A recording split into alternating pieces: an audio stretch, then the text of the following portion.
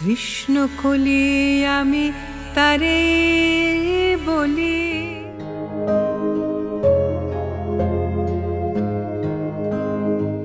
ভারতের চতুর্থ সর্বোচ্চ বেসামরিক পদ্মশ্রী পদকে ভূষিত হয়েছেন প্রখ্যাত রবীন্দ্রসঙ্গীত শিল্পী রেজওয়ানা চৌধুরী বন্যা। সোমবার দিল্লিতে ভারতের রাষ্ট্রপতি ভবনে দেশটির রাষ্ট্রপতি দ্রৌপদী মুর্মুর হাত থেকে পদ্মশ্রী পুরস্কার গ্রহণ করেন তিনি। রবীন্দ্রসঙ্গীতে অসামান্য অবদানের জন্য তাকে এই সম্মাননা দিয়েছে ভারত সরকার। প্রফেসর ডক্টর রেজওয়ানা চৌধুরী বন্যা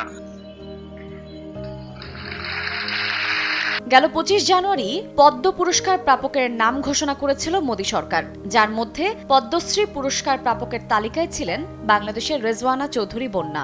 পদ্মশ্রী ভারতের সর্বোচ্চ বেসামরিক পুরস্কারগুলোর মধ্যে একটি। বিভিন্ন ক্ষেত্রে গুরুত্বপূর্ণ অবদানের স্বীকৃতি স্বরূপ প্রতি বছর ভারত সরকার পদ্মবিভূষণ, পদ্মভূষণ এবং পদ্মশ্রী নামে 3টি বিভাগে পুরস্কার দেয়। 1, 2, 3 ঢাকায় জমি জিতে নিন 100% ক্যাশব্যাক সহ 20 কোটি টাকার পুরস্কার।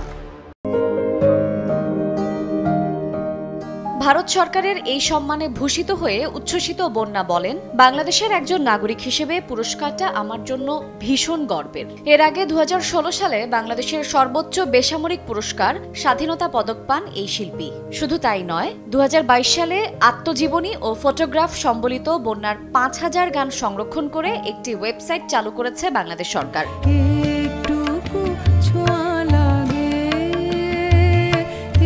রবীন্দ্রসঙ্গীতের প্রচার ও প্রসারে রেজওয়ানা চৌধুরী বন্যার ভূমিকা অনন্য। আজ থেকে প্রায় 32 বছর আগে 1992 সালে তার হাত ধরেই যাত্রা শুরু করে সঙ্গীত বিদ্যালয় সুরের ধারা। 1957 সালে রংপুর জেলায় জন্ম নেন রেজওয়ানা চৌধুরী বন্যা। চাচা আব্দুল আলীর কাছ থেকে তার প্রাথমিক গানের পাঠ নেন। 2021 সালে ঢাকা বিশ্ববিদ্যালয়ে রবীন্দ্রসঙ্গীতের উপর পিএইচডি ডিগ্রি লাভ করেন তিনি। বর্তমানে এই গুণী শিল্পী ঢাকা বিশ্ববিদ্যালয়ের নৃত্যকলা বিভাগের অধ্যাপক ও প্রতিষ্ঠাতা চেয়ারম্যান।